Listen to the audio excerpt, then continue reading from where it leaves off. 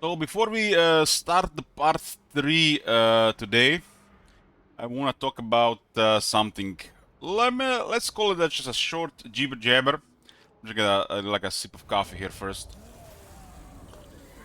The elephant in the game that I remind myself still is there even after fixing some stuff. The settlement trading. The settlement trading is supposed to be a nice feature in the game and a quality of life, no doubt, for the player. End up just being a tool in the player toolbox to just abuse something that's not supposed to be working like that. Especially after you learn how it works. What caused this, triggered this?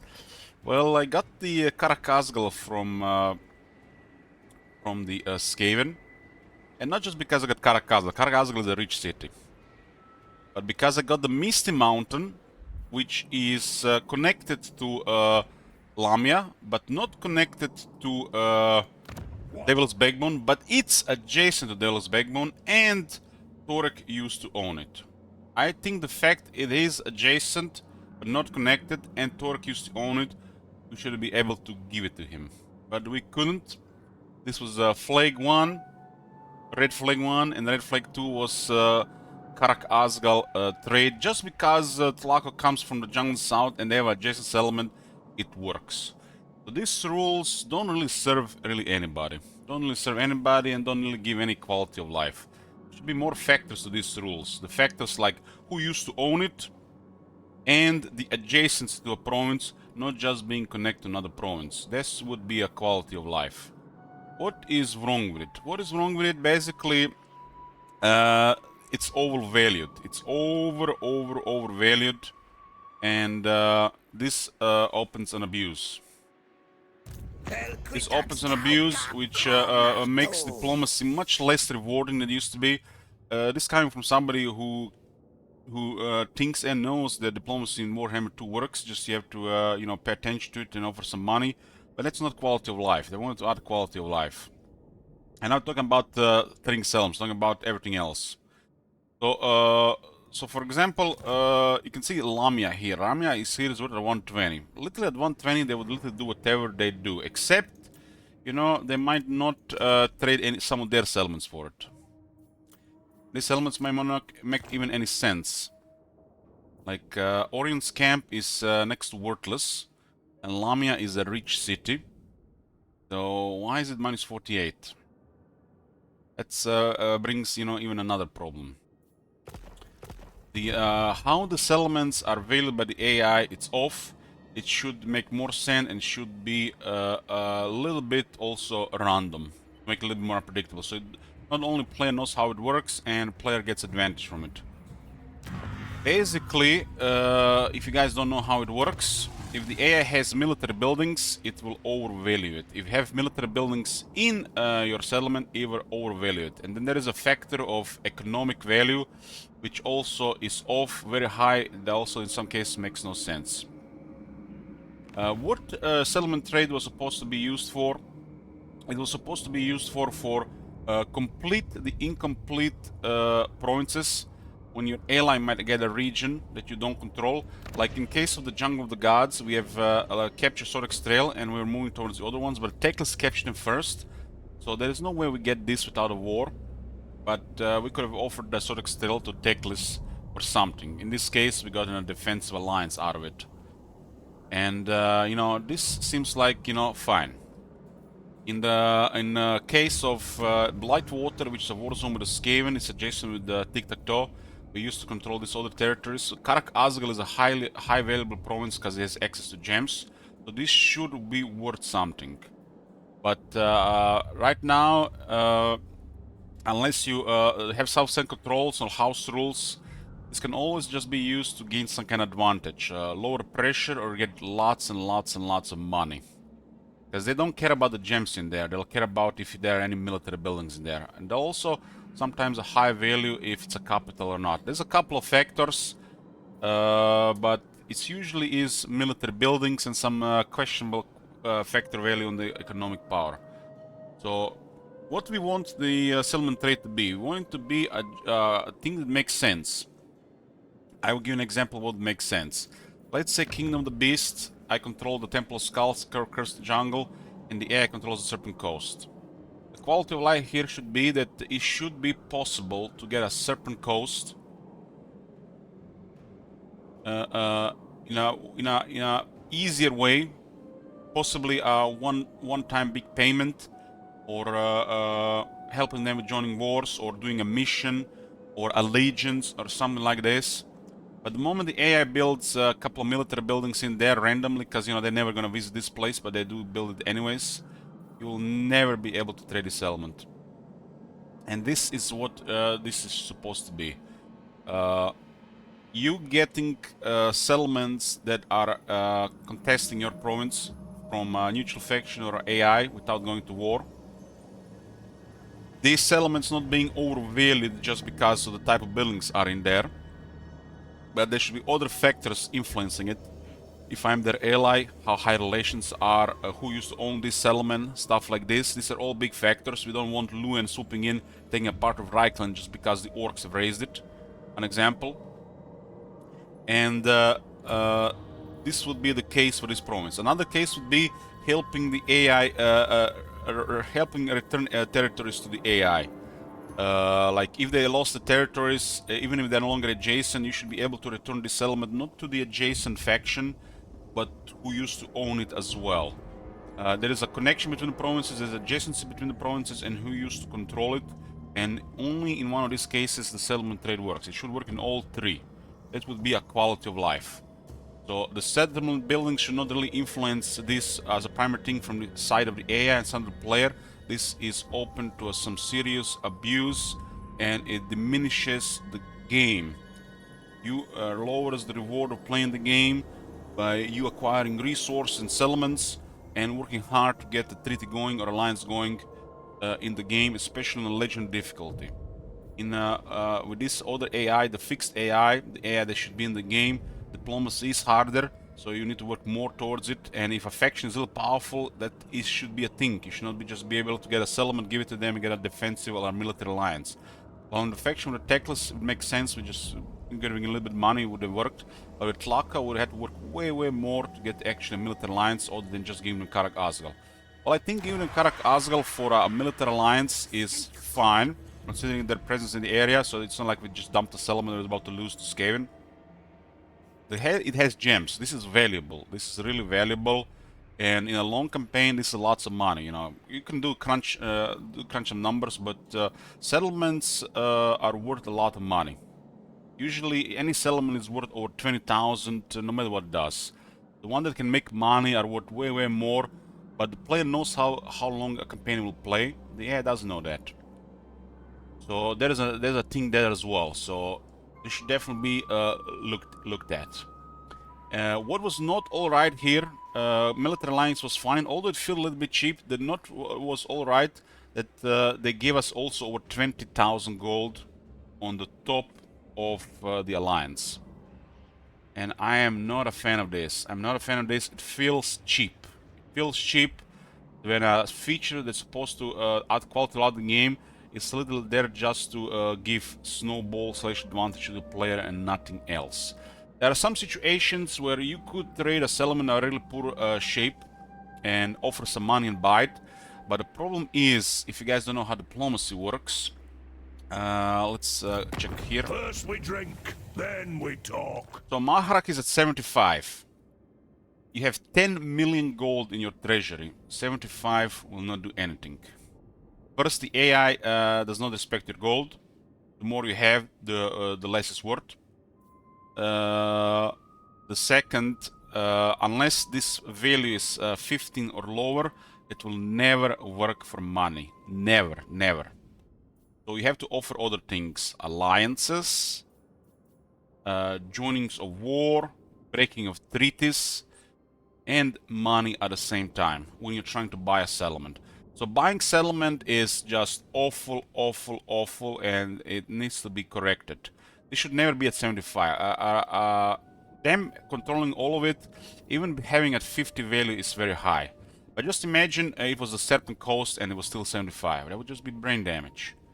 Serpent Coast should probably be never higher than 25 because we control the rest. There should be other factors influencing what is going on with that province and the settlement. In other side of things, look at this. Etc. is not much value to us. It would break our province, but this is going to war. This is going to war. This is going to be inconvenient unless you offer them money. But just giving them a minor settlement, we get a military alliance, we get their entire available treasury. Nearly entire available treasury. And this is what's open to abuse. Depending on situation, this will always be bad, it will feel cheap, and it will take away from the game and the difficulty. And this is why I'm introducing second house rule. Second house rule today regarding settlement trade, because CA might never fix it. So I like this thing being an option. Get either a non-aggression, peace treaty, military access, trade agreement, or joining war. But I think regarding settlement trade and what I have experienced in the game, and what I think is right to make this thing usable but not as cheap, and the rest of the game more rewarding. Regarding settlement trade, no longer we can ask for alliances and money when we are selling a settlement. And I think that is a fair rule. There are still options to get other with it, other options to get with it, just not money. We cannot ask for money or alliances. This rule has a command: ST settlement trade, says no settlement selling for money or alliances when buying is allowed. This is also the second house rule we are adding to the campaigns. The first house rule being the one regarding auto-resolve to promote healthier campaign regarding battles and less abuse. And this is the list of Warhammer 3 house rules. There is a command now for it. The one is active for most campaigns unless announced always at the start, not active in this lower style campaigns. As usual, you guys are familiar with this one. But the settlement trade house rule is active for now, and like I say, otherwise it'll be active in every campaign. This means that if we are go to a diplomacy with a faction, like with the Skaven here, we could offer them Lamia for peace treaty, and we can ask anything from them that is not money. Or actually, if we are selling a settlement, we can offer, we can ask for them anything that is not money or alliance. So we can't just do this. You see how cheap this is? Because this could have been Karak Azgal and not Lamia. And remember, in this campaign, we don't care about clan wars. Clan wars are a menace. Just look at it from this perspective. They are a menace. We don't care about them. We just wanted to smack them a bit. We wanted Torek and our allies to deal with them, because we wanted to do other stuff. So we could have done this with one of their cities. The moment we captured it, we could have done this. We could have given a city. We could have gotten all their treasury and a peace treaty. And this would slow them down. It will not cripple them. They don't really have much use for the money other than the offer to the player. And this would be a really cheap way to doing this. So this is why the house rule is important. So with the house rule, if we are offering them a settlement, we can ask non-aggression, we can ask military access, we can ask trade, whatever is available, as long as it's not money or alliance. When buying a settlement, it's allowed. When buying a settlement is allowed, it's laughable, because that almost never works. Because this is really the reason why this exists: to buy settlements, not to sell settlements. Selling settlements, high abuse; buying settlements, zero quality of life. But sometimes, if you recognize it, you find a settlement that's adjacent to you, that is a low tier, that is damaged, that is a ruin, that's close to enemies.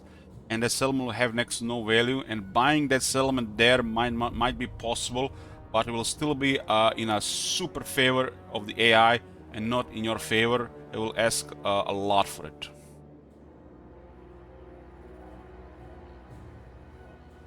So that is really rare, but it's possible. That's why when buying is allowed. So it's primarily this rule will be, I'll repeat one more, when selling settlement, we are not allowed to ask for money or alliances. I think this takes away from the game and makes things problematic. Anyways, one moment, boys. Sorry guys for an interruption. My internet service provider, or should I say my phone service provider, is calling me to offer me more services, but they don't know that everybody and their mothers in this house is already using their services. Where are we at? So that's it for the settlement trading. So we have this house still active. It's active pretty much right now. So that's that. I think this is gonna be healthy for the game and not only improve the experience but also lower some abuses and make things more interesting.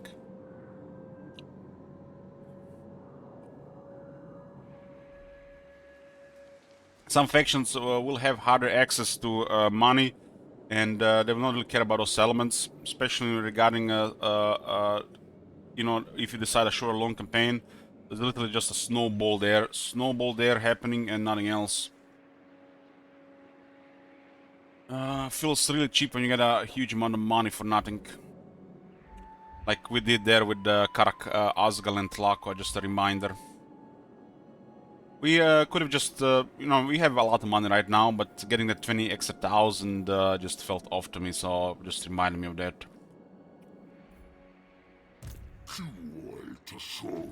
Keep in mind, if you're playing on legendary difficulty with the max potential factions, which usually what factions have, all factions on the base are near max potential legendary.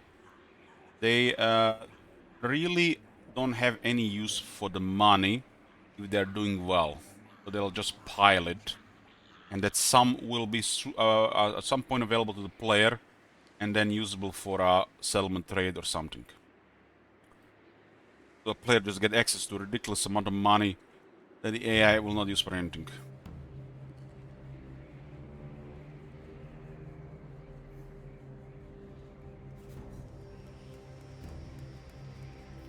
Well, anything that's not money or an alliance. So if we need to get rid of a settlement or we want to get something out of it, you have to understand that by trading a settlement, you get something out of it without trying to get anything else out of it. Because once you trade a settlement, it's considered a generous gift. Generous gift. And you can see gifts given to Tlako is a 64. We've given some money in the past, but one of the main things that trading a settlement does, because it's a one-sided thing, you give them a generous gift. What is a generous gift? Generous gift. It's most likely valued way higher than a generous gift. So you get a massive boost to relations with that faction that happens over time just by giving that settlement. That will last for a while. So if we, for example, had to get rid of Lamia for whatever reason and we couldn't get anything out of it, we just give them, and will be considered a most generous gift. And that's it. That's it about the settlement trading. Anyways, let's get back to the game.